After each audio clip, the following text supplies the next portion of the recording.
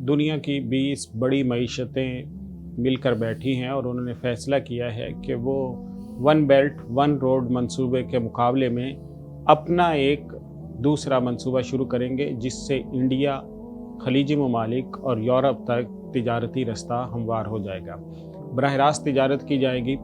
इसने पाकिस्तान के लिए, चाइना के लिए, जिन्होंने पहले से ही सी पैक का बेड़ा उठाया हुआ है, उसके लिए ख़तरे की घंटी बजा दी है। तो इसकी सूरत हाल क्या है और इंडिया की तरफ से ये जो नया मंसूबा पेश किया गया है, क्या वाक़तन ये सी पैक के लिए ख़तरा है, वन बेल्ट वन रोड के लिए ख़तरा है, चाइना और पाकिस्तान के मंसूबे के लिए ख़तरा है या नहीं है? तो इसके नताइज और अवाक़िब क्या होंगे, इन तमाम पर गुफ्तगू के लिए हमारे साथ मौजूद हैं मोहतरम जनाब शाहिद सिद्दीकी साहब। इससे पहले आप उन्हें हमारी स्क्रीन पे देखते रहे हैं। डीजी रिटायर्ड हैं इस्टेब्लिशमेंट डिवीज़न से। हम उन्हें वेलकम कहते हैं आज के शो में। अस्सलाम वालेकुम। वालेकुम सलाम। शाहिद साहब, सबसे पहले तो यही बताइएगा कि ये जो G20 20 बड़ी मईशतें मिलकर बैठी हैं और उन्होंने ये जो फ़ैसला किया, इसको आप किस नज़र से देखते हैं? देखिए, ये तो बहुत ही इसका नैरो किस्म का इंटरप्रिटेशन होगा ना। इस वक्त मुल्क में हमारे बहुत बड़ी तशवीश की लहर दौड़ गई है कि इंडिया में इतनी बड़ी कॉन्फ्रेंस हो गई जी।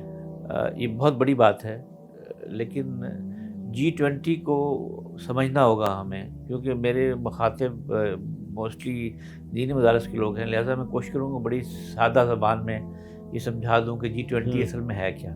ये पहले समझना पड़ेगा रिसेशन क्या चीज़ है। असल में अगर किसी मुल्क की जो मईशत है वो अगर 2 सहमाइयों तक उसमें तरक्की ना हो, ग्रो ना करे, GDP ग्रो ना करे 2 सहमाइयों तक, यानी 6 माह तक या इससे ज़्यादा, तो फिर कसाद बाज़ारी शुरू हो जाती है, रिसेशन शुरू हो जाती है। यानी उस वक्त क्या होता है कि इस वक्त फिर जो इकॉनमी सुकड़ने की वजह से कारोबार बंद होना शुरू हो जाते हैं, बेरोज़गारी होती है, ख़रीदने की जो ताकत है वो कम हो जाती है और बहुत बड़े मसाइल माशी पैदा हो जाते हैं। ये सूरत हाल क्यों पैदा होती है, इसके बहुत से अवामिल हैं, लेकिन उनमें एक बहुत बड़ा फैक्टर है, वो है इकोनॉमिक शॉक। यानी कोई ऐसा वाक़या पेश आ जाए जो पूरी सिस्टम को हिला कर रख दे। तो इसकी जो इब्तिदा हुई वो अर्ली 70s में हुई कि जब 1973 में जब 11 अरब ममालिक ने वेस्ट को तेल बेचना बंद कर दिया, ऑयल एम्बार्गो लगा दिया। तो उनका जी अब हम जो लोग इसराइल को सपोर्ट कर रहे हैं उनको अब तेल नहीं बेचेंगे। तो उसमें उससे ये हुआ कि अमेरिका में जो लोग बहुत भारी का निसार था मिडल ईस्ट के तेल पर, उन मईशतों में बहुत बड़ा बहरान पैदा हो गया। और फिर अमेरिका और क्या कहते हैं, फिर ये हुआ कि 1973 में ही एक छोटी सी कॉन्फ्रेंस हुई 4 ममालिक की, अमेरिका, बरतानिया, फ्रांस और वेस्ट जर्मनी, उन दोनों से मगरबी जर्मनी। तो इन्होंने फ़ैसला ये किया कि जी इतना बड़ा इकनॉमिक चैलेंज है कि इसको अकेले हम फेस नहीं कर सकते, तो इसको मिल के हमें फेस करना चाहिए। तो 2 साल के बाद 1975 में फिर 2 ममालिक उसमें और शामिल हो गए, इटली और जापान। तो G6 बन गया ये। और 1976 में फिर कनाडा ने भी ज्वाइन कर लिया, तो G7 बन गया। तो बुनियादी तौर पे जो इसका जो बुनियादी कोर ग्रुप था वो G7 था बेसिकली। और इनका जो एजेंडा था वो यही था कि जो इकोनॉमिक चैलेंजेस हैं उनका मुकाबला किया जाए। और ये दुनिया के तरक्की याफ्ता तरीन ममालिक इसमें शामिल थे G7 में। अब हुआ ये कि 1996 में फिर उन्होंने रशिया को भी शामिल कर लिया इसके अंदर। 1998 में रशिया को भी शामिल कर लिया, जो बाद में क्रीमिया के एनेक्सेशन के बाद उन्होंने उसको विड्रॉ करना पड़ा। तो G8 बना, फिर G7 बन गया। तो ये होता रहा। लेकिन फिर 1999 में फिर 1999 में ये हुआ कि 1997 में ये हुआ, एक बहुत बड़ा क्राइसिस हुआ, इकनॉमिक क्राइसिस एशिया में, जिसमें इंडोनेशिया, जिसमें थाईलैंड और जिसमें कुछ हद तक चाइना और ये फिलीपींस, लाओस, कंबोडिया, इस इलाके के सारे ममालिक में बहुत बड़ा माशी बहरान आया। इतना बड़ा बहरान आया कि इसने पूरी दुनिया को हिला कर दी। तो ये फिर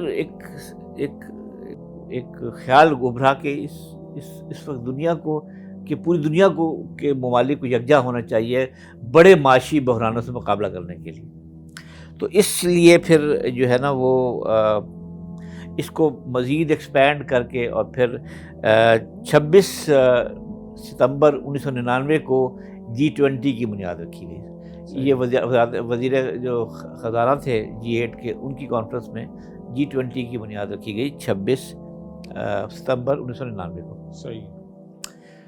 پھر یہ ہوا کہ یہ اس وقت تک کی صورتحال یہ تھی کہ یہ جو عام طور پہ کیونکہ سارے مسائل معاشی تھے، لہٰذا عام طور پہ یہ لہٰذا جو ان کے وزارت خزانہ کے جو وزیر خزانہ تھے اور اسٹیٹ بینک کے جو گورنرز تھے وہ شامل ہوا کرتے تھے. 2008 میں دوبارہ پھر ایک دفعہ بہت بڑا گلوبل ریسیشن ہوئی، یعنی بہت بڑا دنیا میں بحران آیا، اقتصادی بحران آیا. اس وقت پھر یہ خیال آیا کہ جی اس کو سربراہی لیول پہ ہونا چاہیے. صحیح. پہلی تو یہ سمجھ لیں کہ یہ G20 جب G8 سے G20 بنا تو یہ کیسے بنا، اس کا کرائٹیریا کیا تھا. تو اس کا کرائٹیریا یہ تھا کہ دنیا کی جو سب سے پہلے دنیا کی جو سب سے بڑی جو اکانومیز ہیں نا ان کو اس میں شامل کر لیا جائے. جی. اس میں انڈیا شامل تھا، اس میں برازیل شامل تھا، اس میں ساؤتھ افریقہ شامل تھا، اس میں چائنا شامل تھا. یہ ان کو رشیا ان کو شامل کر لیا جائے. رشیا شامل تھا، ان کو شامل کر لیا جائے. پھر انہوں نے کہا کہ جی جو ریجن ہے اس کا نمائندہ ہونا چاہیے، جو ریجن اس لحاظ سے پھر نارتھ امریکہ سے انہوں نے میکسیکو کو شامل کیا، ساؤتھ امریکہ سے انہوں نے برازیل کو اور ارجنٹینا کو شامل کیا، مڈل ایسٹ سے انہوں نے ترکی کو اور سعودی عرب کو لے لیا، اوشیانیا سے انہوں نے آسٹریلیا کو لے لیا، اور اس طرح سے ساؤتھ کوریا آ گیا. تو اس طرح سے G20 بن گیا. تو G20 کا جو پہلا باقاعدہ اجلاس ہے وہ 2008 میں ہوا امریکہ میں. اس کے بعد سے ہر سال یہ اجلاس ہوتا ہے، ہر ملک میں ہر سال نیا اجلاس ہوتا ہے. صرف ایک دفعہ امریکہ اجلاس 2 دفعہ ہوا، 2 دفعہ اجلاس ایک ہی ملک میں، وہ امریکہ ہے. ایک تو یہ جو اجلاس ہوا ہے انڈیا میں اس سال وہ 18واں اجلاس تھا، 18th. یہ کوئی اتنا بڑا ڈیل نہیں ہے، یہ ہونا ہی تھا. ٹھیک ہے. اس سے پہلے جو پچھلے سال کا جو ہمارے لیے اتنا بڑا ایشو اس لیے کہ انڈیا میں کیوں ہوا ہے. اس سے پہلے جو پچھلے سال کا اجلاس تھا یہی G20 کا، وہ انڈونیشیا میں ہوا تھا، بالی میں ہوا تھا، اور بالی ڈکلیریشن دی گئی تھی. اچھا، اب تک 18 ہو چکے اجلاس، اب 2 ممالک ابھی بھی رہ گئے ہیں. اچھا، اس میں نے جیسے آپ کو بتایا تھا ریجنل جو ریپرزنٹیشن ہے، تو اس میں اچھا پھر ساؤتھ کوریا بھی اس کے اندر آ گیا. اچھا، اس کے بعد پھر اس کے اندر ایک ایسا، باقی 19 ممالک ہیں، ایک اس میں EU ہے، یورپین یونین، وہ پوری باقی یورپین ممالک کی نمائندگی کرتا ہے. تو یہ 19 ممالک ہیں اور ایک EU ہے، یہ مل کے G20 بنتا ہے.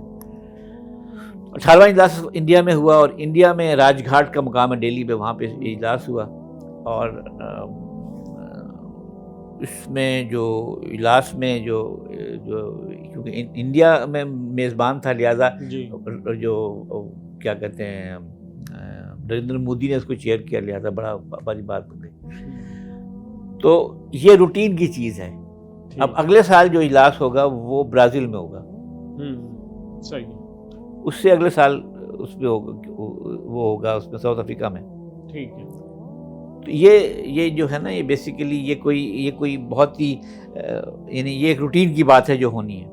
اچھا، تو اس لیے اس میں اجلاس 2 دن ہوتا ہے، لیکن اس میں ایک ٹرائکا بنا ہوا 3 ملکوں کا، جو ایک جس ملک میں اجلاس ہو رہا ہے وہ جس ملک میں پچھلا اجلاس ہوا ہے اور جس میں اگلے سال اجلاس ہونا ہے، ان تینوں ملک مل کر اس کے ایجنڈے کو امپلیمنٹ کرتے ہیں. اس ملک کے اس اجلاس میں جو چیزیں ڈسکس ہوتی ہیں، اس سے پہلے جو ہر ملک کا نمائندہ ہوتا ہے، ہیڈ کا جو شیرپا کہلاتا ہے، وہ مل کے آپس میں اس کے ایجنڈے پہ بحث کرتے ہیں سائڈ لائنز میں، اور جو چیزیں ایجنڈے میں نہیں بھی ہوتی. تو اس لحاظ سے یہ جو اجلاس ہے یہ روٹین کا اجلاس تھا جو کہ G20 کا انڈیا میں منعقد ہوا اپنی باری پہ. جی، اس لیے لیکن اس میں مسئلہ جو ہاں جی، اب اسی بات کی طرف اگر آتے ہیں کہ یہ جو اجلاس ہوا ہے اس میں جو فیصلے کیے گئے، اعلانات کیے گئے، ان کی وجہ سے بھی ہلچل کریٹ ہوئی ہے، تو اس کے حوالے سے آپ کیا کہتے ہیں؟ دیکھیے، ایک بات ایک لحاظ سے انڈیا کی بہت بڑی کامیابی یہ ہے کہ اس نے اس وقت دنیا تقسیم ہے بہت زیادہ. جی روس کے نے جو حملہ کیا ہے یوکرین کے اوپر، اس کے بعد سے اعلامیہ جاری کرنا ناممکن تھا آلموسٹ. پہلے بات آپ کو یہ بتا دوں کہ اس اجلاس میں سارے سربراہ ملک شامل ہوئے، لیکن 2 لوگ شامل نہیں ہو سکے. جی ایک چائنا کے پریزیڈنٹ، ایک روس کے پریزیڈنٹ، دونوں شامل تھے. صحیح. چائنا نے بھی اپنا نمائندہ بھیجا اور روس نے بھی اپنا نمائندہ بھیجا، وہ خود شامل نہیں ہوئے پریزیڈنٹ سے. لیکن کامیابی کی بات یہ ہے کہ اس وقت جو یوکرین کی صورتحال ہے اس پر روس کو اوفینڈ کیے بغیر، چین کو اوفینڈ کیے بغیر ایک مشترکہ اعلامیہ جاری کرنا بہت بڑا کارنامہ ہے، اور وہ ہو گیا. جی اس کانفرنس کا جو تھیم تھا وہ کیا تھا؟ وہ تھا ایک زمین، ایک خاندان، ایک مستقبل. صحیح. 1 ارتھ، 1 فیملی، 1 فیوچر. جی اس کے تحت جو ایک خالی کانفرنس ہوئی ہے نا، لیکن اس کے بعد ایک کانفرنس کی پوری سیریز ہے. جس کلچر منسٹرز کی کانفرنس ہوگی، انرجی منسٹرز کی جس ملک میں میزبانی ہوگی ساری کانفرنسز اسی ملک میں ہوں گی. ٹھیک ہے. تو اس سال کی ساری کانفرنسز جو ہے نا وہ انڈیا میں ہی ہوں گی. صحیح. اور وہ منسٹرز جو کنسرن منسٹرز ہوں گے ان ممالک کے، وہ مل کے فیصلے کریں گے. تو بڑے بڑے ایجنڈاز اس کے اندر ہیں، جیسے ڈیجیٹلائزیشن آف پبلک سروس ہے، اس کے اندر سسٹینیبل ڈیولپمنٹ ہے، گرین انرجی ہے. اس کے بہت بڑا ایشو ہے گرین انرجی کا، کہ کوئلے کو اور فسل فیول کو بتدریج ریپلیس کرنا ہے گرین انرجی کے ساتھ، رینیویبل جیسے سولر انرجی ہے یا ونڈ انرجی ہے، اس کے ساتھ ریپلیس کرنا. اور کیا کہتے ہیں ویمن ڈیولپمنٹ ایک بہت بڑا ایشو ہے. جی عورتوں کی ترقی. تو کلچرل مسائل ہیں. تو یہ اس کانفرنس کو بہت اچھی طرح کوآرڈینیٹ کرنا. اب دیکھیں نا، ڈپلومیسی اسی کو کہتے ہیں. سیکھنے والی بات یہ ہے کہ آپ جب ہم آزاد ہوئے تو انڈیا نے رشیا کا الائی ہونے کے باوجود چوز کیا نان الائی موومنٹ. جی ہم جا کے سیٹوں سینٹوں میں پھنس گئے. اب امریکہ کے اتنے قریب ہونے کی اب اس وقت صورتحال یہ ہے کہ یہ جو آپ نے جس road and belt and road initiative کا ذکر کیا، یہ بیسیکلی چائنا کو کاؤنٹر کرنے کے لیے ہے کہ جی اگر آپ کے پاس بیلٹ اینڈ روڈ انیشیٹو ہے تو ہم بھی ایک انڈیا کو آگے کر دیا کہ جی آپ ایک کوریڈور بنا لیں جو کہ انڈیا سے جبل علی یعنی یو اے ای سے پھر سعودی عرب میں ریاض اور پھر اس کے بعد کرتے کرتے یورپ تک پہنچ جائیے کوریڈور. لیکن اس کے باوجود اس کانفرنس میں چائنا اور رشیا کی نمائندگی بھی موجود تھی، اور دنیا کی تمام باقی ممالک کے جو سربراہ ہیں وہ موجود تھے. بلکہ اٹلی نے تو فارملی اناؤنس تو نہیں کیا، لیکن وہ BRI سے کچھ شاید چھوڑنے پہ غور کر رہا ہے. لیکن اسٹل چائنا کی جو بیلٹ اینڈ روڈ انیشیٹو کا کوئی میچ نہیں ہے. صحیح. وہ ایک ملک ہے. اچھا، یہ جو اب ایک بات آگے بھی رہ گئی تھوڑی سی، یہ جو سوال کچھ اٹھتے ہی ہے کہ اس میں بنگلہ دیش کہاں سے آ گیا اس کا. تو اس میں یہ ایک رول یہ ہے کہ کچھ تو پرماننٹ انوائٹیز ہوتے ہیں ملکوں کے علاوہ. ایک جو ملٹی نیشنل ڈونرز ہیں، IMF ہے، ورلڈ بینک ہے وغیرہ، یہ یونائٹڈ نیشنز ہے، یہ مستقل انوائٹی ہوتے ہیں یہاں پہ. صحیح. اس کے علاوہ یہ جو کیا کہتے ہیں جو میزبان ملک ہوتا ہے اس کو یہ اجازت ہوتی ہے کہ وہ اپنے مہمان بلا سکے. صحیح. تو انڈیا نے پھر یہ 9 مہمان بلائے تھے. ٹھیک ہے. بنگلہ دیش بھی شامل تھا، سنگاپور بھی تھا، مان بھی تھا وغیرہ وغیرہ. تو 9 ممالک انڈیا نے بلائے تھے. تو بنگلہ دیش والے اس چکر میں وہاں پہنچے تھے. تو یہ انڈیا کا انیشیٹو تھا کہ جی وہ اپنے مہمانوں کو بلانا ہے. اچھا، تو اس میں یہ بات تو طے ہے کہ ڈپلومیٹکلی اکانومی، انڈیا کی اکانومی اس پوزیشن میں ہے کہ leading economies of the world. یہ دیکھ لیں کہ یہ جو G20 ہے اس وقت دنیا کا 85% جو GDP ہے وہ انہی ممالک کا ہے. 75% جو تجارت ہے وہ انہی ممالک کے درمیان میں ہوتی ہے. 75% تجارت دنیا کی پوری، اور 2/3 آبادی ان ملکوں میں رہتی ہے دنیا کی. اس لحاظ سے دنیا کی نمائندہ ہے.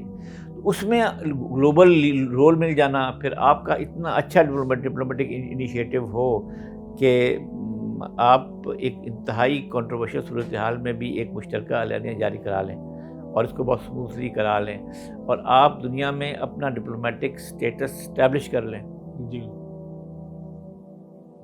تو یہ ساری کی ساری وہ ہے.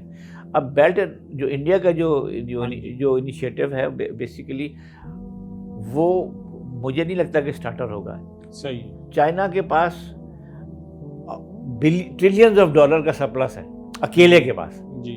نمبر 2 اس کے پاس دنیا کی 8 بڑی کنسٹرکشن کمپنیز ٹاپ کلاس کی ان کے پاس ہے. نمبر 3 کے پاس وہ ٹیکنالوجی اور ان کے پاس وہ نو ہاؤ ہے اور ان کے پاس کہ وہ بہت کم لوگوں کے پاس ہے.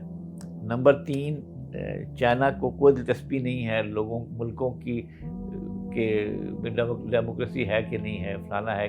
اسی لیے جب اعلان کیا تھا اس انیشیٹو کا اس نے نریندر مودی نے تو اسے کہا تھا کہ یہ ڈیٹ ٹریپ نہیں ہے، یعنی یہ قرض کا پھندا نہیں ہے کہ.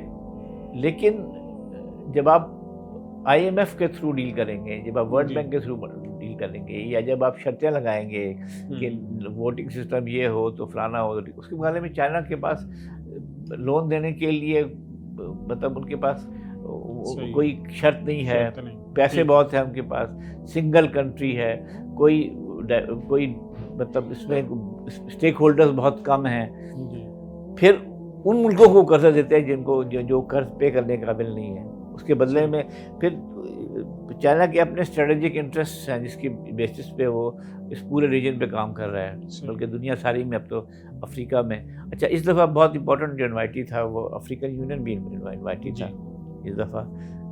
تو یہ بھی چائنا کو کاؤنٹر کرنے کے لیے تھا. لیکن ابھی یہ جو منصوبہ ہے کیونکہ اس میں جو ہے نا کہتے ہیں نا کہ جو ٹو مینی کوکس اسپوائل دی براث، جو بہت زیادہ باورچی مل جائے تو ہانڈی پکتی نہیں ہے. تو یہ چائنا کے بیلٹ اینڈ روڈ انیشیٹو کے مقابلے میں it's a non starter I think so.